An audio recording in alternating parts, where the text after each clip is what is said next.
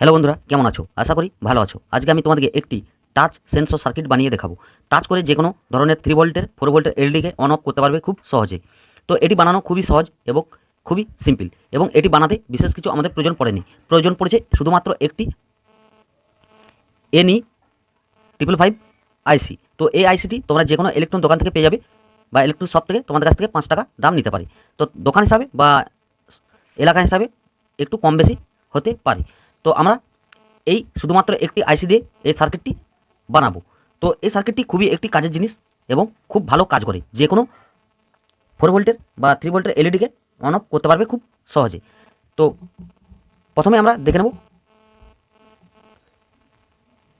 আইসিটিকে। যদি এভাবে ধরো তোমরা, তো ওপরের দিকে দেখবে একটি ডট চিহ্ন আছে বা কাটিং আছে একটু আইসিটির ওপর দিকে। তো ওখান থেকে গুনতে হবে ডট চিহ্নটি থেকে আমাদের আইসির পিন। তো 1 2 3 4 5 6 7 8। তো আমাদের এই আইসির 8টি পিন। তো চলো দেরি না করে কিভাবে দেখে নিই। প্রথমে আমরা সোল্ডারিং হোল্ডারের মধ্যে এভাবে আইসিটিকে লাগিয়ে নেব। সোল্ডারিং হোল্ডারের মধ্যে আটকে নেওয়ার পর আমরা একটু এক্সট্রা তার নিয়ে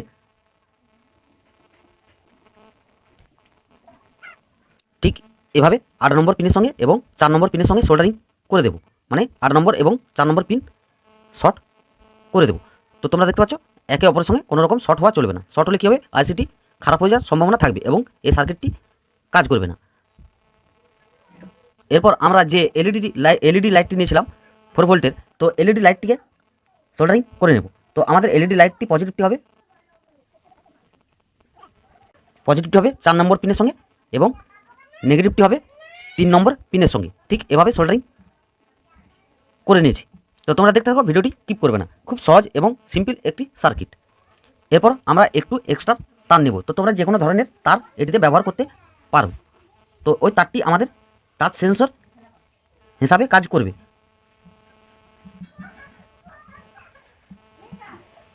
তো তারটি আমরা একটি তার 2 নম্বর পিনের সঙ্গে এভাবে সোল্ডারিং করে দিয়েছি। এরপর আমরা আরেকটি তার নেব ঠিক ওইরকম। তো তোমরা যে কোনো ধরনের এটিতে তার ব্যবহার করতে পারো। আমি ঠিক এরকম ডিজাইনটি করে নিয়েছি। তো আমরা ওই তারটিকে ঠিক এভাবে 6 নম্বর পিনের সঙ্গে সোল্ডারিং করে দিয়েছি। তো আমাদের সার্কিটটি ঠিক এরকম দেখতে হয়েছে। তো তোমরা দেখতে পাচ্ছ ঠিক এরকম দেখতে হয়েছে। তো আমাদের সার্কিট সম্পূর্ণ রেডি বা কমপ্লিট। তো চলো এবার এটিতে পাওয়ার দিয়ে চেক করে দেখে নিই। তো তার আগে বন্ধুরা, তোমাদের কাছে একটি রিকোয়েস্ট, তোমরা যদি আমার চ্যানেলে নতুন হয়ে থাকো অবশ্যই চ্যানেলটিকে সাবস্ক্রাইব করে পাশে থাকা অল বেল আইকনটি প্রেস করে দেবে এরকম ধরনের নতুন নতুন প্রজেক্টের ভিডিও বাংলায় সবার প্রথম দেখার জন্য। আর ভিডিওটি ভালো লাগলে অবশ্যই একটি লাইক করবে এবং কমেন্টে জানাবে যে তোমাদের আজকের এই সার্কিটটি কেমন লেগেছে। তো এটিতে আমরা 3.7 ভোল্ট পাওয়ার দেবো। তো চলো পাওয়ার দিয়ে দেখে নিই। তো এটিতে আমরা পজিটিভ যে পাওয়ার সাপ্লাই ইনপুট দেব আমাদের যে 8 নম্বর পিনে, সেখানে এটি হলো আমাদের ইনপুট নেগেটিভ 3.7 ভোল্ট এবং এই পজিটিভ, এবং ইনপুট নেগেটিভটি হবে আমার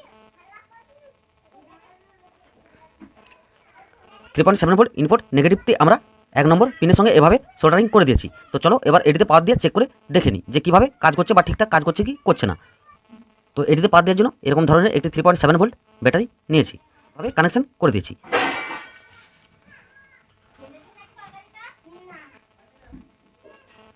তো বন্ধুরা, আমাদের এটি সিঙ্গেল টাচ করলে অফ হচ্ছে না। অফ করতে হলে আমাদের যে এলইডি নেগেটিভটি এবং এটি একসঙ্গে টাচ করতে হচ্ছে। তো আমাদের এটি সিঙ্গেল টাচ করে দিলে অন হয়ে যাচ্ছে এবং এটি এই দুটিকে একসঙ্গে টাচ করতে হচ্ছে, তবে অফ হচ্ছে। তো এটি খুব সুন্দর কাজ করছে। অবশ্যই তোমরা এটি বাড়িতে বানাতে পারো।